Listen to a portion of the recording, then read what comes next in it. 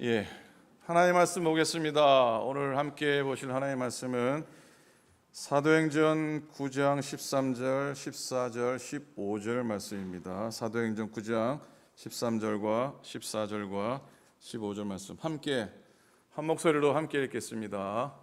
시작.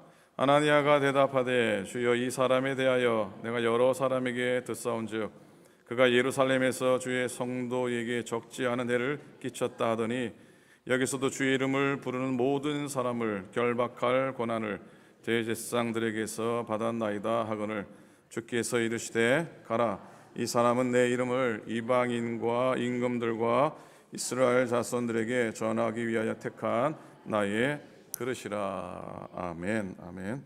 독일 속담에 엔데구트 알레스구트라고 하는 그런 말이 있습니다. 엔데구트 알레스구트 무슨 말이겠습니까? 무슨 의미겠습니까? 끝이 좋아야 모든 것이 좋다.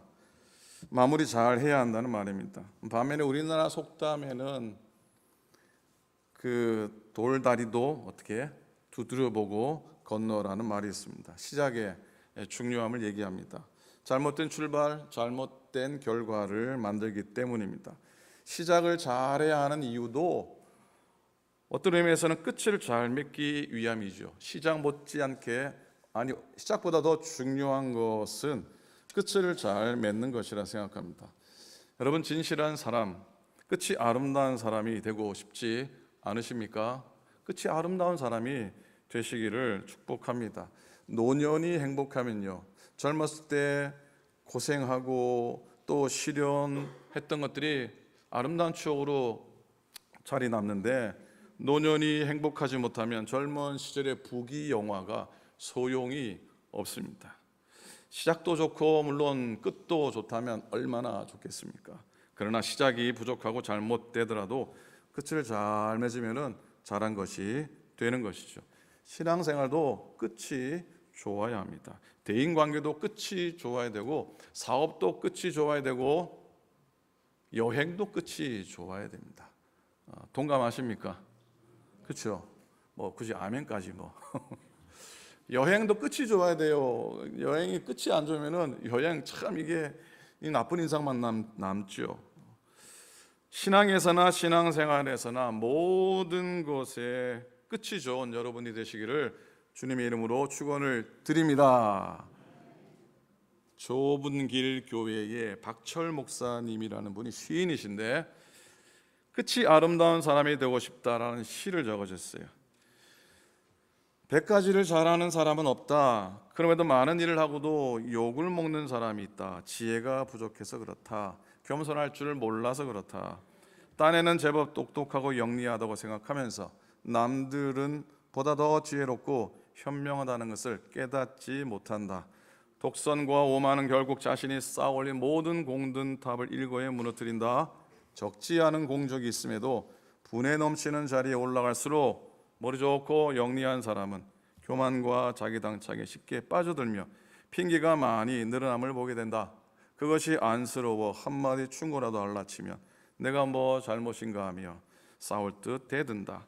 그리고 모든 업무를 남의 탓으로 돌린다. 그저 잘하는 건 잘하고 못하는 건 못한다고 고백할 줄 아는 사람이면 족하다. 잘한 것도 못한 것처럼 못한 것은 부끄러운 겸손으로 스스로를 낮춘다면 이미 그는 큰 사람이다. 진실한 사람이 큰 사람이다.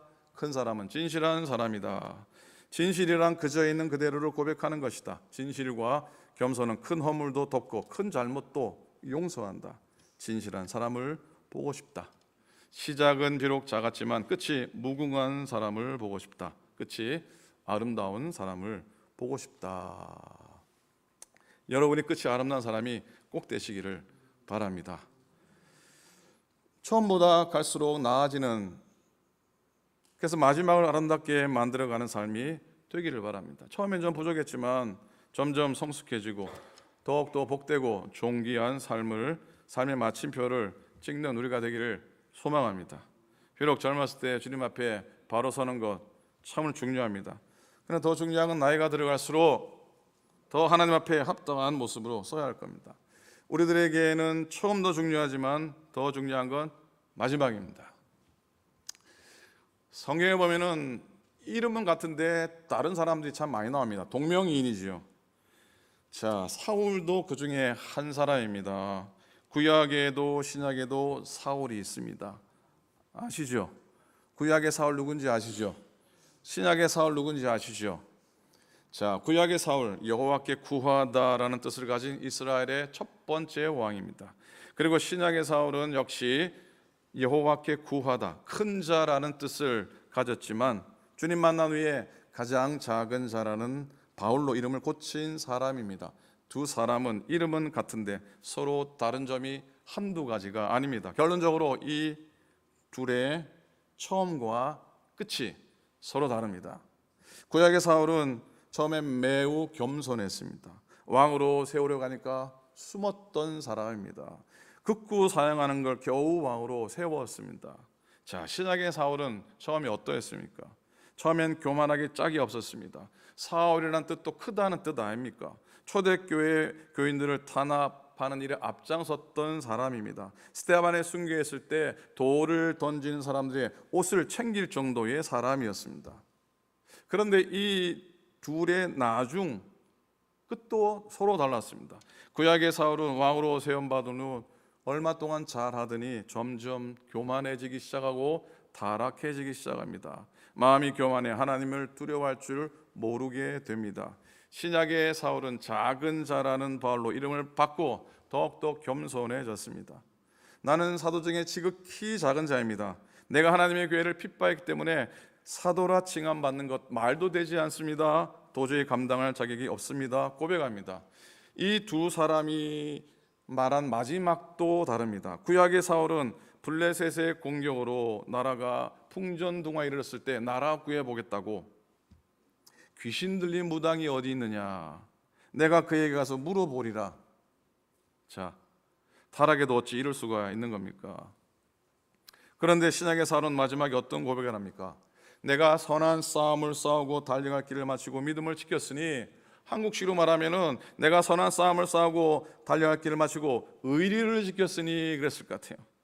이제 이후로 남은 건 주님 앞에 가서 면류관 받는 것 뿐입니다라고 고백합니다. 여러분, 끝이 아름다워야 됩니다. 끝이 아름다워야 됩니다. 구약의 사울은 끝이 아름답지 못한 사람이었고요, 신약의 바울은 끝이 아름다운 사람이었습니다. 구약의 사울은 블레셋과의 마지막 전투, 길보아 전투에서 대패합니다. 거기서 두 아들을 잃게 됩니다. 결국 자기 칼로 스스로 목숨을 끊습니다. 신약의 사울 최후는 어떻습니까? 마지막 인생의 마지막 순간에 그리스도의 복음을 전하다가 로마에서 순교의 제물로 드려지게 됩니다. 바울은 살아서도 제물이요, 죽어서는 더 귀한 제물로 쓰여지게 됩니다. 여러분, 구약의 사울과 신약의 사울의 신앙과 삶을 비교해 보지만 그거 많이 알면 무슨 소용이 있습니까? 내 삶에, 오늘 나의 신앙의 말씀에 그걸로 비추어서 내가 마지막을 어떻게 살아야 할지, 복된 마지막, 귀한 마지막을 어떻게 살아야 할지 기도하고 고민하기 바랍니다. 구약의 사울과 신약의 사울은 같은 집안 사람이죠. 베냐민 지파 사람입니다. 어찌 보면 둘 다 하나님께로 기름 부음 받은 사람입니다. 하나님께서 이스라엘 백성이 왕을 달라고 요구할 때에 베냐민 지파 기스의 아들을 사울을 준비하시고 사무엘로 하여금 그의 머리에 기름을 붓고 입을 맞추게 했습니다. 이 의미는 하나님께 복종하라는 의미고, 그리고 백성으로부터 존경을 받으며 살라는 약속이었는데 그렇게 살지 못했습니다. 욕심과 교만으로 사울의 눈은 가리워졌습니다. 자, 신약의 사울은 어떠합니까? 다메섹 도상의 경험을 통해서 이방과 이스라엘의 택한 그릇으로 구별함 받았을 때에 그의 눈이 감겼는데 아나니아를 통해 안수를 받게 되고 잃었던 시력이 회복됩니다. 그 장면을 보면은 비늘 같은 것이 눈에서 벗어졌다라고 기록을 하고 있습니다. 주님의 명령을 받고 사울에게 안수한 이 아나니아라고 하는 사람의 이름의 의미는 여호와는 은혜로우시다라는 뜻입니다. 한번 따라 하시겠습니까? 여호와는 은혜로우시다. 자, 이 아나니아, 바울에게 안수한 이 아나니아라는 이름의 의미를 통해 본다면 하나님의 은혜가 신약의 사울 바울에게 진정 임한 것을 알 수가 있습니다. 자, 오늘도 우리가 말씀을 들을 때에 간절히 기도할 때에 성령 하나님께서 주시는 깨달음을 통해 내 생각 속에 있는 비늘이 벗겨지는 역사가 있기를 간절히 부탁을 드립니다. 그 깨달음을 통해서 그동안 몰랐던 예수 그리스도의 은혜를 깨달아는 여러분 되시기를 또한 부탁을 드립니다. 사울은 다메섹 도상에서 예수님 만나고 회개하고 주님 안으로 들어오게 됩니다. 율법의 사람이 복음의 사람으로 바뀝니다. 전에는 생명을 죽이는 사람이었는데 이제는 생명을 살리는 사람이 됩니다.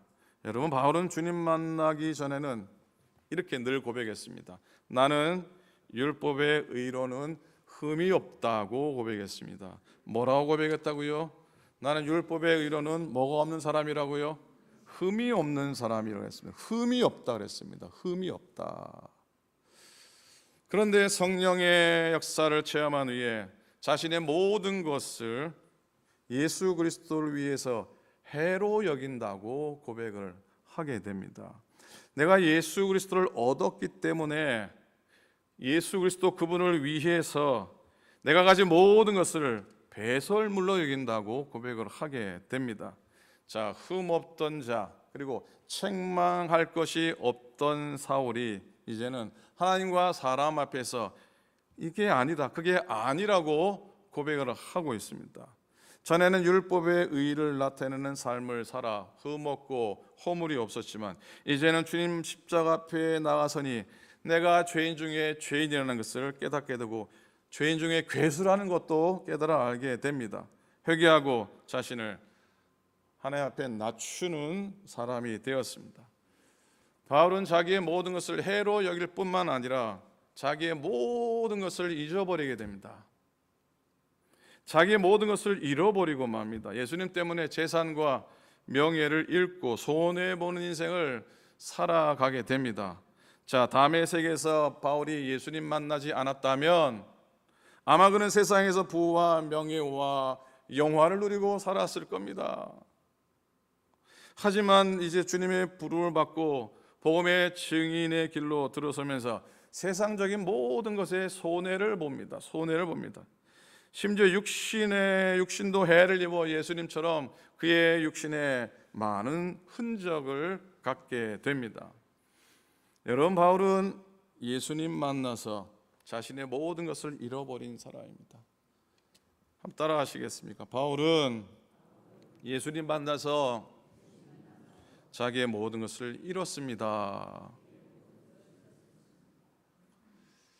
제가 설교 준비하면서 바울은 예수님 만나서 모든 것을 잃은 사람이 되었는데 우리는 예수님 만나서 더 많이 챙길 걸 생각하고 있으니 참으로 어리석고 참으로 부족한 사람이다라는 생각을 참 많이 했습니다.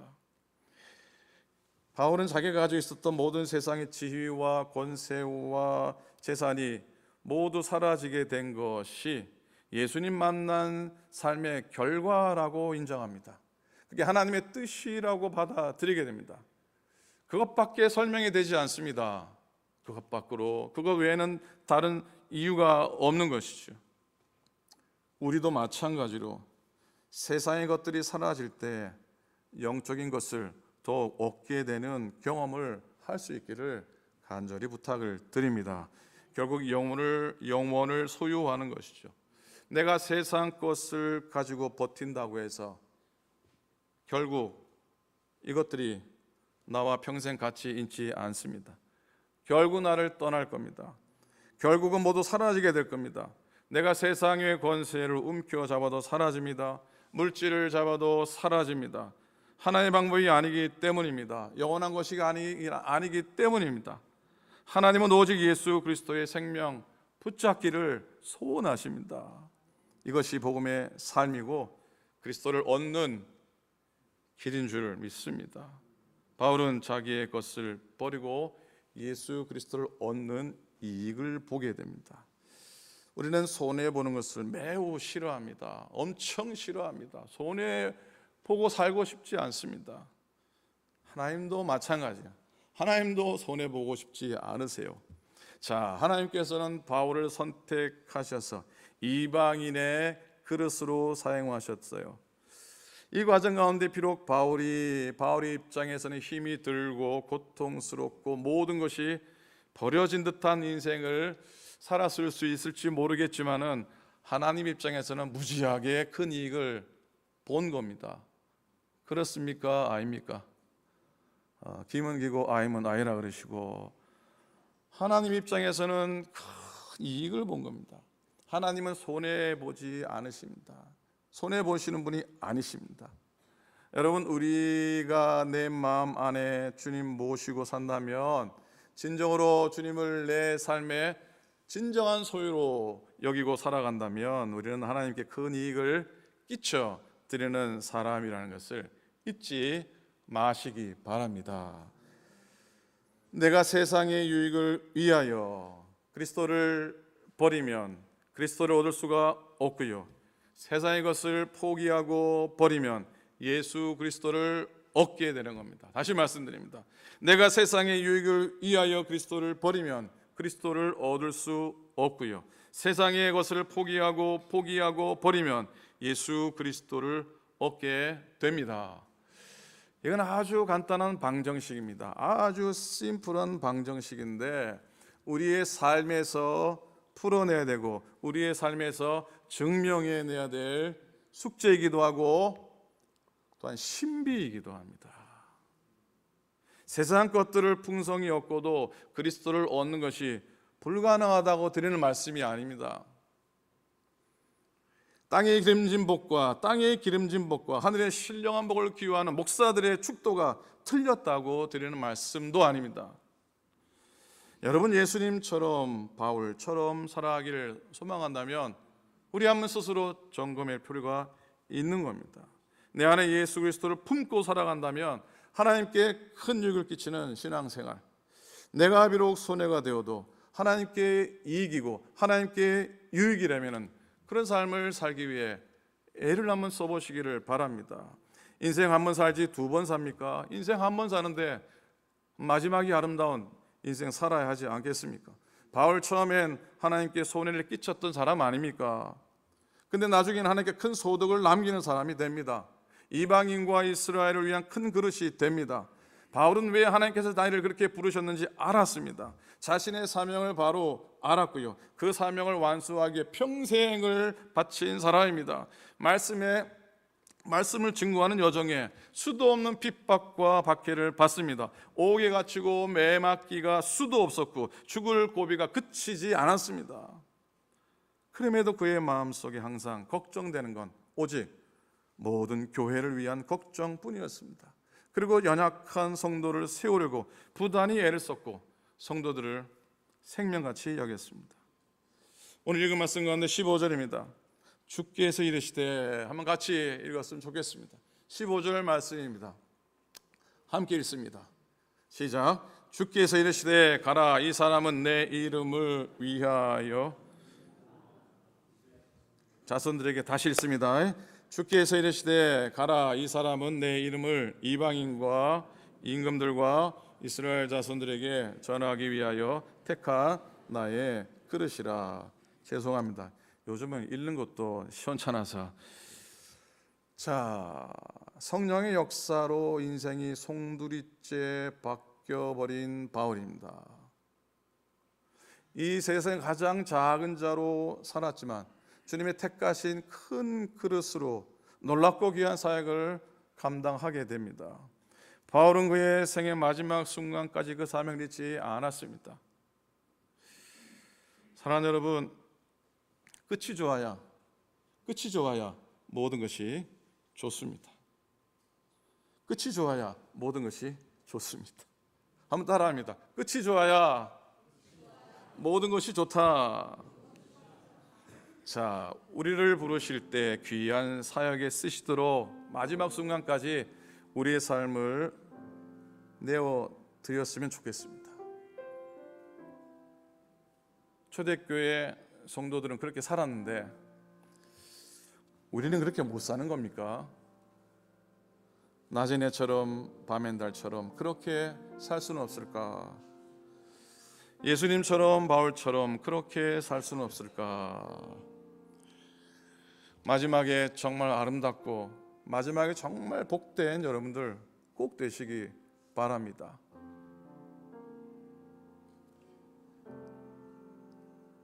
물이 많이 불렀던 찬양장 있잖아요. 낮의 해처럼 밤의 달처럼 2절에 보니까 예수님처럼 바울처럼 그랬어요. 한번 이 찬양의 고백이 오늘 우리의 마음의 골맥이 되었으면 좋겠습니다. 예수님처럼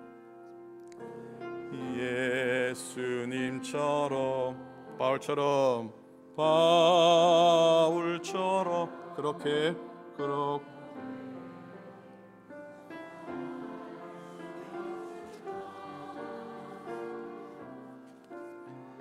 남을 위하여 당신들의 온몸을 온전히 버리셨던 것처럼 주의 사랑은 베푸는 사랑 값없이 거저주는 사랑 그러나 나는 주는 것보다 받는 것 독초하니 받는 것 더욱 좋아하니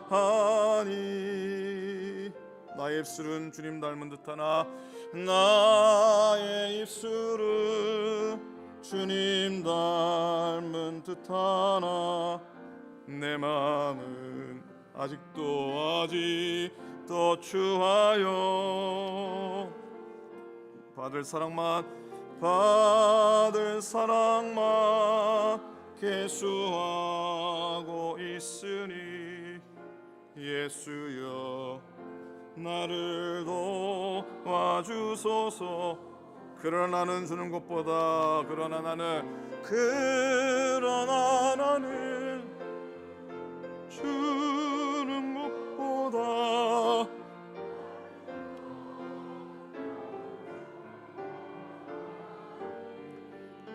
나의 입술은 주님 닮은 듯하나 나의 입술은 주님 닮은 듯하나 내 맘은 아직도 추하여 받을 사랑만 계수하고 있으니 받을 사랑만 계수하고 있으니 예수여 나를 도와주소서 예수여 나를 도와주소서 예수여 나를 도와주소서 하나님 고맙습니다. 낮의 해처럼 밤의 달처럼 예수님처럼 바울처럼 그렇게 살 수 없을까 믿음으로 고백합니다. 하나님 처음보다 마지막에 아름다운 삶을 살게 도와주시옵시고 마지막까지 주님 나를 불러 사용하시려고 할 때 나의 삶을 나의 인생을 내어드릴 수 있는 하나님 믿음의 복된 주의 사람 하나님의 사람 되게 하여 주시옵소서. 감사드립니다. 우리 주님 예수 그리스도의 이름으로 기도드립니다. 아멘. 자, 오늘은